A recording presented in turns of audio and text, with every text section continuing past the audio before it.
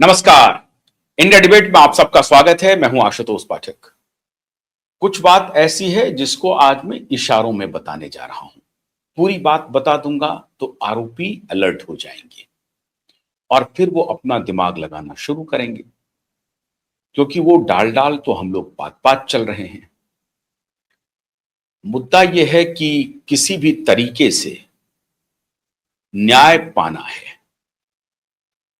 अब वो जिस भी मार्ग से आ जाए, पॉलिटिकल मार्ग से तो जो पॉलिटिकल न्याय मिलना था वो मिल चुका है, खत्म हो चुका है टोटल स्टॉक ठाकरे और उसके परिवार का।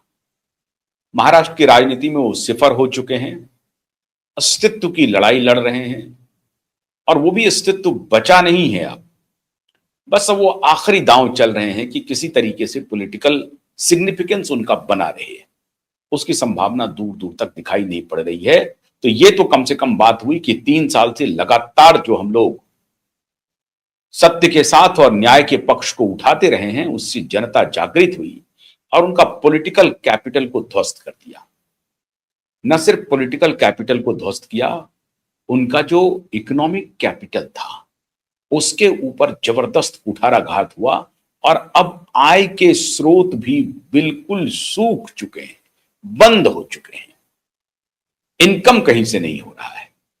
यह तब तक नहीं होगा जब तक कि वो अपने अपोजिशन की पार्टी जो कि बीजेपी है या एकनाथ शिंदे की पार्टी है या एनसीपी है, उनके साथ अंडरहैंड कोई डील ना कर ले और फिर वो कहे कि साहब फलाने प्रोजेक्ट में हमको ये कमीशन चाहिए, फलाने प्रोजेक्ट में हमको ये कमीशन चाहिए, और फिर कमीशन के खेल में ये तीनों पार्टियां जो सत्ता में हैं वो उनके साथ अंडरहैंड डील करें और फिर उनको कमीशन पहुंचाए। तो ये उनको इनकम हो सकता है। वर्तमान में ऐसा होता हुआ सामने से तो दिखाई नहीं पड़ रहा है। तो आर्थिक जो चोट पड़ी है वो भी खतरनाक पड़ी है। पॉलिटिकल और आर्थिक दोनों चोट पड़ चुकी है, उसमें न्याय आपको मिल चुका है। अब है तीसरा न्याय, और वो तीसरे न्याय का दरवाजा अदालत से होकर के जाता है। उसमें एडमिनिस्ट्रेशन की बड़ी भूमिका है, उसमें जो पॉलिटिकल पार्टी सत्तारूढ़ पार्टी है उसकी बड़ी भूमिका है। सत्तारूढ़ पार्टी कैसे इस भूमिका को अदा करती है ये देखने वाली बात होगी। अभी तो कुछ भूमिका उनकी तरफ से स्पष्ट नहीं है। मैंने इन सारी बातों का जिक्र क्यों किया? इन सारी बातों का जिक्र इसलिए किया कि आज जो मैं आपको सुनाने जा रहा हूं उससे आपकी बाँछें खिल जाएंगी, बाँछें खिल जाएंगी, आप खुश हो जाएंगे और आप कहेंगे यही प्रक्रिया ठीक है, इसी को अख्तियार किया जाए, इसी से बात बनेगी और उससे बात नहीं बनेगी। प्रक्रिया क्या है जो मैं इशारों में आज बता रहा हूं? प्रक्रिया क्या है? मुंबई हाईकोर्ट का एक फैसला आया है। वो किस केस का फैसला है वो केस अभी नहीं बताना है, क्योंकि आपको 1-2 दिन इंतजार करना पड़ेगा। उसको अपलोड होना है, वर्डिक्ट आना है, और वो वेबसाइट पर एक बार अपलोड हो जाए ऑर्डर, तब तक उस केस का मैं यहां पर जिक्र नहीं करूंगा। क्यों नहीं करूंगा? क्योंकि जैसे ही उस केस का हम जिक्र करेंगे फोन गनगनाने लगेगा, बजने लगेंगे, प्रधानमंत्री तक उसमें इन्वॉल्व हो जाएंगे, पीएमओ भी इन्वॉल्व हो जाएगा, सीएमओ तो इन्वॉल्व होगा ही, बड़े बड़े नेता, कॉरपोरेट, तमाम दुनिया उसमें इन्वॉल्व हो जाएगी। मुकदमा ऐसा ही है। हालांकि ये भी जो मैं बात कह रहा हूं उस पर भी इन लोगों के कान खड़े हो जाएंगे और तहकीकात करना शुरू हो जाएगा, लेकिन फिर भी वो कर ले, कुछ भी करने का हो तो ऑर्डर का इंतजार कीजिए। वो ऑर्डर खाली अपलोड हो जाए मुंबई हाईकोर्ट की वेबसाइट पे, फिर उस केस का भी जिक्र करेंगे। लेकिन उस केस का आज जिक्र मैं इसलिए कर रहा हूं क्योंकि वो दिशा और सुशांत के केस से संपूर्ण उसी तरह का होने वाला है। जो मुंबई हाईकोर्ट ने आदेश दिया है वही आदेश दिशा और सुशांत केस में भी आने वाला है। ये मैं आपको इशारे में बता रहा हूं। क्यों? क्योंकि सतीश साल्यान के वकील अपनी तरफ से जितनी कोशिशें हो सकती हैं वो कर रहे हैं। इसी दिशा केस की वजह से वो कंटेम्प्ट ऑफ कोर्ट झेल रहे हैं।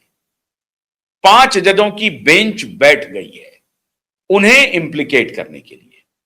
कि किसी तरीके से सतीश साल्यान के वकील को घेरो, उनके ऊपर कोई मनगढ़ंत आरोप लगा करके 5 जजों की बेंच बना करके उनको डराओ, ताकि वो पीछे हट जाए, वो डर जाए, इस केस में आगे ना बढ़े, चुप हो जाए। उनको डराने की कोशिश हो रही है, उनको मुंह बंद करने की कोशिश की जा रही है। अपने तरीके से जितनी कोशिशें हो रही हैं वो की जा रही हैं। फिर इसी केस से संबंधित थे समीर वानखेड़े, उनको भी चुप कराने की कोशिश हुई, लेकिन मुंबई हाईकोर्ट ने कहा कि ये चुप नहीं होंगे और जो इन्होंने काम किया है वो न्याय सम्मत है, न्याय संगत है, और इसके लिए आप इनके ऊपर कोई दबाव की राजनीति नहीं करेंगे, इन्हें फंसाने का धंधा नहीं करेंगे। मुंबई हाईकोर्ट का सीधा आदेश आ गया। तो जो 2 सिपाही हैं इस केस में, दिशा सुशांत केस में, दोनों को दबाने की जो कोशिशें हो रही हैं वो सबके सामने है, जग विदित है। अब ये किसी से छिपी हुई बात नहीं है, आप ये बात जान चुके हैं। अब मित्रों, मैं जिस केस का जिक्र कर रहा हूं उस केस में एक ऑर्डर आया है। ऑर्डर है, यही केस था कि दिशा की तरह ही पुलिस को एफआईआर करने की मांग की गई थी कि पुलिस एफआईआर नहीं कर रही। बड़े रसूखदार लोग हैं वहां भी। ये क्या रसूखदार हैं, उससे कई गुना रसूखदार हैं, कई गुना। पुलिस एफआईआर नहीं कर रही है। अदालत में कल बहस हुई। अदालत ने कहा कि भाई क्यों नहीं हो रही है, कोई जवाब नहीं था। अदालत गुस्से में आ गई और अदालत ने कहा कि ठीक है, क्लाइंट के पास एक और रेमेडी है, एक और ऑप्शन है जो एफआईआर को बायपास कर सकती है। आप अगर एफआईआर नहीं कर रहे हैं या एफआईआर करने का आदेश आप हमसे मांग रहे हैं और उसमें पुलिस हिला हवाली कर रही है, नहीं कर रही है, तो मान लीजिए कि हमने आदेश दे दिया एफआईआर करने का, तो पुलिस एक तो कई सप्ताह बिता देगी एफआईआर करने में। मान लीजिए कि एफआईआर उन्होंने कर लिया, उसके बाद जांच की प्रक्रिया वो शुरू करेगी। फिर जांच में वो 50 कहानी बना करके आपके और हमारे पास लेकर के आएगी कि माननीय इसमें ये प्रूफ नहीं मिला, इसमें ये प्रूफ नहीं मिला, हम जांच कर रहे हैं, हम ऐसे पड़ताल कर रहे हैं, फलाना कर रहे हैं, ढिमका कर रहे हैं। ये सारे आर्गुमेंट लेकर के हमारे पास वो आते रहेंगे। हमारे पास कोई चारा नहीं बचेगा, हम सिर्फ और सिर्फ उनको फटकारते रहेंगे।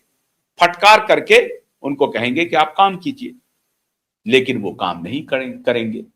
मोटी चमड़ी के हैं और ऊपर से दबाव होगा, जिनके दबाव की बात आप कर रहे हैं, जिक्र कर रहे हैं। ऐसी परिस्थिति में एफआईआर की प्रक्रिया को बायपास किया जा सकता है, जो ब्रेकिंग न्यूज है कि अगर आपको लग रहा है कि पुलिस एफआईआर नहीं कर रही है तो आगे भी नहीं करेगी, आगे भी आपके साथ छल करेगी। ऐसी परिस्थिति में आप क्या करेंगे ताकि आपको न्याय मिल सके, जिनके साथ अत्याचार हुआ है उनको न्याय मिल सके, और जो अत्याचारी हैं, आरोपी हैं, वो जेल के सलाखों की जाए कॉम्पनसेशन दे। तो अदालत ने कहा कि एफआईआर की प्रक्रिया को बायपास कर सकते हैं आप। क्लाइंट ने पूछा कि कैसे मिलॉर्ड? उन्होंने कहा कि आप सीधा कंप्लेन फाइल करिए अदालत में।